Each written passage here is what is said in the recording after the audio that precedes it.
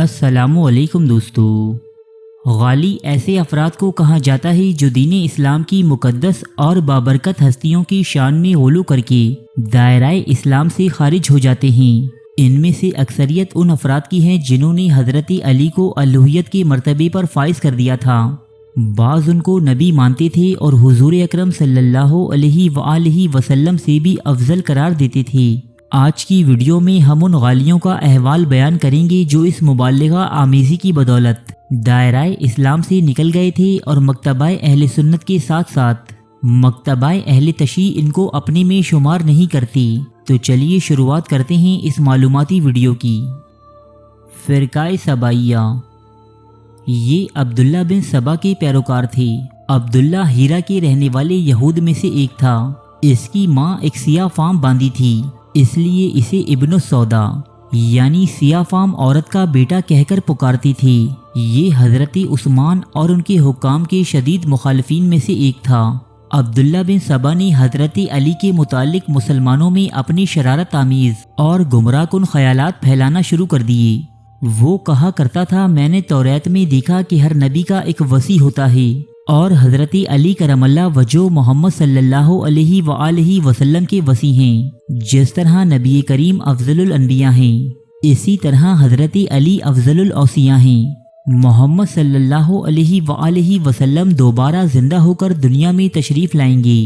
وہ کہا کرتا تھا کہ میں حیران ہوں کہ لوگ نزول عیسیٰ علیہ السلام کا عقیدہ رکھتے ہیں مگر حضور اکرم صلی اللہ علیہ وآلہ وسلم کی رجعت کو تسلیم نہیں کرتے۔ پھر یہ رفتہ رفتہ حضرت علی کی الوہیت کا پرچار کرنے لگا۔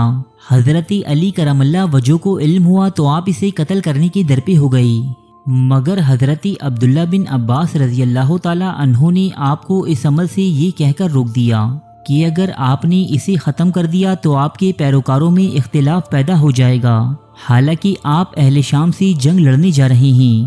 حضرت علی رضی اللہ تعالی عنہ نے اسے مدائن کی جانب ملک بدر کر دیا۔ جب حضرت علی رضی اللہ تعالی عنہ نے شہادت پائی تو ابن سبا نے لوگوں کی حب علی سے ناجائز فائدہ اٹھایا اور آپ کی عدم موجودگی کو نہایت المناک انداز میں پیش کرنے لگا اور آپ کی موت کے بارے میں طرح طرح کی افسانہ ترازیاں شروع کر دیں۔ کہنے لگا کہ حضرت علی قتل نہیں ہوئے بلکہ حضرت عیسیٰ علیہ السلام کی مانند آسمان پر اٹھا لیے گئے ہیں۔ جس طرح یہود و نصارہ نے حضرت عیسیٰ علیہ السلام کو قتل کرنے کا دعویٰ کیا تھا، بالکل اسی طرح خوارج نے قتل علی کا ڈھونگ رچایا، حالانکہ آپ آسمان پر تشریف لے جا چکے تھے۔ وہ کہا کرتا تھا کہ بادل سے جو کڑک کی آواز آتی ہے یہ حضرت علی کی آواز ہے اور بجلی آپ کی مسکراہٹ ہے۔ اس فرقے کے لوگ جب بادل کی آواز سنتے تو کہتے السلام علیکہ یا امیر المومنین۔ اس فرقے کے ماننے والے افراد یہ عقیدہ رکھتے تھے کہ ذات باری تعالیٰ حضرت علی رضی اللہ تعالی عنہ میں حلول کر گئی ہے۔ دوستو، موجودہ دور میں یہ فرقہ اس نام سے تو موجود نہیں، البتہ اس کے بہت سی گمراہ کن عقائد آج بھی بہت سی جماعتوں نے اپنا رکھے ہیں۔ فرقہ غرابیہ، یہ بھی ایک غالی مذہب ہے جو کفر و جہالت میں اپنی انتہا کو پہنچا ہوا تھا۔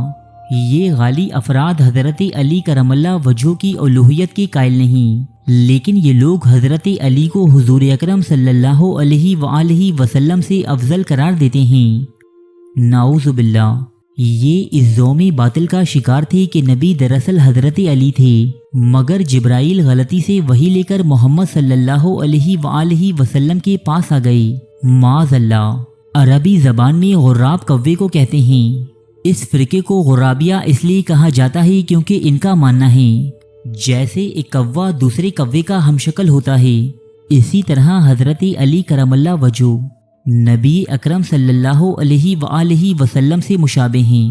نعوذ باللہ۔ فرقہ کیسانیہ، کیسانیہ ایک ایسے فرقے کا نام ہے جو پہلی صدی ہجری کے 50 سال بعد اہل تشیعوں کے خلاف پیدا ہوا اور تقریباً ایک صدی تک چلنے کے بعد ختم ہو گیا، کیونکہ اس کے بہت سے عقائد و نظریات کو عالم اسلام کی تمام قوموں اور مکتبہ فکر نے رد کر دیا تھا۔ یہ گروہ حضرت علی کرم اللہ وجہ کے بیٹے محمد حنفیہ کی امامت کا عقیدہ رکھتا تھا اور انہیں امیر المومنین کہتا تھا۔ بعض افراد فرقہ کیسانیہ کی نسبت امیر مختار سقفی سے جوڑتے ہیں اور اس پر یہ الزام عائد کرتے ہیں کہ امیر مختار سقفی حضرت علی کے بیٹے محمد حنفیہ کی امامت کا قائل تھا اور لوگوں کو ان کی امامت کو تسلیم کرنے کی ترغیب دیا کرتا، جبکہ بعض مورخین اسے صرف ایک فرضی الزام ہی قرار دیتے ہیں۔ کچھ مورخین کے نزدیک کیسان حضرت علی کرم اللہ وجہہ کے ایک آزاد کردہ غلام کا نام تھا، جبکہ بعض کے نزدیک محمد بن حنفیہ کے ایک شاگرد کا نام کیسان تھا، جس کے نام سے یہ فرقہ مورث وجود میں آیا۔ الغرض اس فرقے کی کوئی واضح اور مستند تاریخ کتابوں میں موجود نہیں۔ اس فرقے کے ماننے والے اگرچہ الوہیت ائمہ کے قائل نہیں تھے، لیکن یہ اپنے امام کو معصوم اور گناہوں سے پاک قرار دیتے تھے۔ ان میں سے بعض افراد کے نزدیک محمد حنفیہ فوت ہو چکے ہیں، لیکن وہ ایک مرتبہ پھر دنیا میں واپس آئیں گے، جبکہ بعض کے نزدیک وہ زندہ ہیں اور رضوی نامی ایک پہاڑ میں روپوش ہیں۔ فرقہ کیسانیہ کے ماننے والے تناسخ ارواح کے عقیدے پر بھی یقین رکھتے تھے، یعنی ان کے مطابق روح کسی ایک جسم سے نکل کر دوسرے جسم میں منتقل ہو جاتی ہے۔ دوستو، یہ تھے غالیوں کے چند ابتدائی اور مرکزی فرقے۔ یوں تو غالیوں کی اور بھی بہت سی اقسام اور فرقے اس دنیا میں آج بھی موجود ہیں اور بعض اس دنیا سے ناپید بھی ہو چکے ہیں۔ ان کے بارے میں ہم پھر کبھی کوئی تفصیلی ویڈیو لے کر آپ کے سامنے حاضر ہوں گے انشاءاللہ۔ ارے فرینڈز، ایک منٹ، آپ ایسے ہی جا رہے ہیں؟ اتنی محنت سے ویڈیو بنائی ہے، ایک لائک تو بنتا ہے نا؟ اور دوسرا یہ کہ آپ ہمیں اتنی بڑی دنیا میں دوبارہ کیسے ڈھونڈیں گے؟ تو اس کا حل یہ ہے کہ آپ ہمارے چینل کو سبسکرائب کر لیجئے اور اس بیل کے آئیکن کو کلک کر دیجئے۔ اس طرح ہمارے آنے والی تمام ویڈیوز آپ تک پہنچتی رہیں گی۔ ارے ڈریے مت، یہ بالکل فری ہے۔